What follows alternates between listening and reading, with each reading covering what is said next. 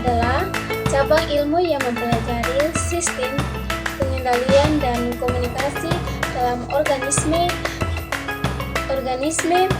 hidup dan mesin.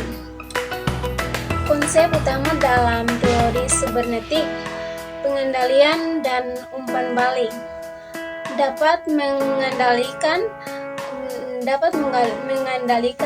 dirinya sendiri melalui mekanisme umpan balik yang memungkinkan sistem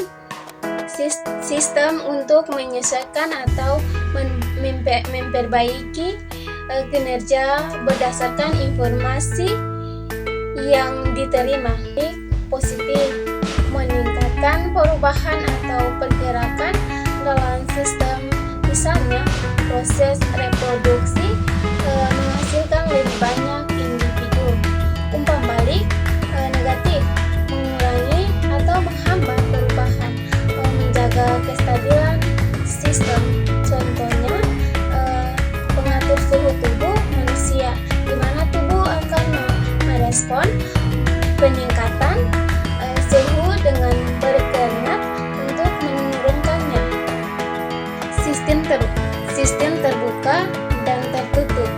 Sistem terbuka misalnya berinteraksi dengan lingkungan sekitarnya, menerima input dan memberikan. Misalnya tubuh manusia yang menerima makanan dan mengeluarkan energi dalam bentuk panas atau gerakan. Sistem tertutup. Sistem tertutup tidak berinteraksi dengan lingkungan luar dan sering kali tidak banyak dipengaruhi oleh faktor internal. Contohnya, bisa ditemukan dalam beberapa jenis mesin yang dikendalikan secara otomatis. Komunikasi dalam sistem proses pengiriman dan penerimaan informasi antara komponen-komponen dalam sistem untuk menjaga kestabilan atau mencapai tujuan tertentu. Ya, di sini kita akan masuk dalam contoh penerapan teori sibernetik. Sistem pengendalian suhu pada AC. Ketika suhu mencapai nilai yang diinginkan, AC akan mati atau berkurang intensitas kerjanya. Ini adalah contoh umpan balik negatif yang mengatur kestabilan suhu. Sistem saraf manusia umpan balik positif dan negatif. Sistem saraf manusia untuk mengatur fungsi tubuh. Misalnya, saat seseorang merasa panas, tubuh akan memberikan umpan balik untuk mengaktifkan mekanisme mengatur suhu seperti berkeringat.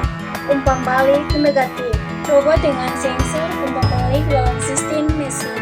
Robot yang dilengkapi dengan sensor suhu atau posisi menggunakan teori sibernetik untuk mengatur pergerakannya.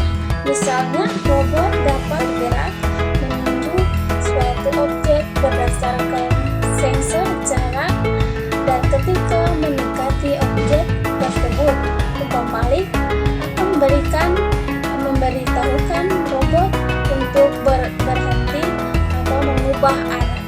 Ya, kita masuk dalam kesimpulannya.